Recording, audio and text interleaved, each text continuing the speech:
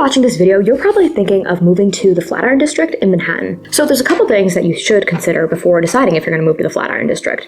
Now, I think that the Flatiron District is a great kind of like central location in Manhattan to live in, but there is some tourist traffic and commuter traffic that does come through the neighborhood.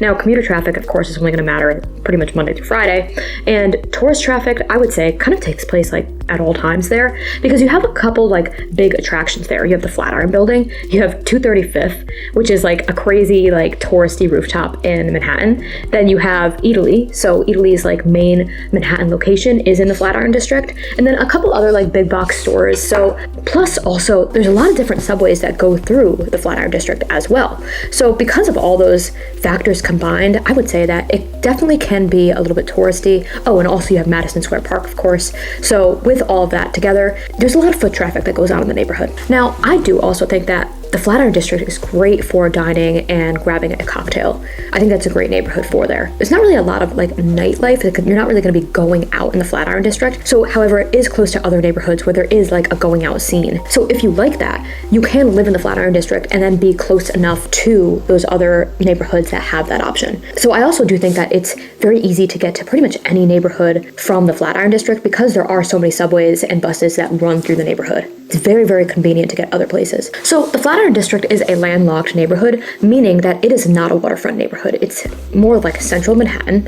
So you do have to walk through other neighborhoods to get to the waterfront. So some people care about that and others don't. Sometimes as a real estate agent, when I tell people like this neighborhood is not near the water or it is, some people look at me like they can care less, and other people are like, oh, actually, I would really like to be in a waterfront neighborhood, and then we adjust where they're gonna live based off that. So that's a personal preference. I personally love living in a waterfront neighborhood. I'm definitely a little bit biased on that side, but I do think that the Flatiron District is a great place to consider if you're okay with being landlocked. So you are going to have a little bit of a range of apartments in the Flatiron District. It's definitely not an extremely affordable neighborhood. However, it's not the priciest either. It really just depends on the actual unit that you're looking at. And the apartments are going to vary. You're going to have some high-rise buildings there as well. And you're going to have townhomes in the surrounding neighborhoods, but not really in the Flatiron District. So overall, if you like living in a busy neighborhood that pretty much has traffic at all times of the day, but doesn't have nightlife, then the Flatiron District might be for you. If you are looking to live in a nightlife, like huge bar scene neighborhood, then you might want to consider some other neighborhoods around the Flatiron District. So I hope this helped you figure out if you should live in the Flatiron District or not. And as always, I would love to hear your experiences. Have you ever lived in the Flatiron District? Would you even consider living in the Flatiron District? So as always, I love hearing from you guys. So please share in the comments. I really do think it helps out our community as a whole.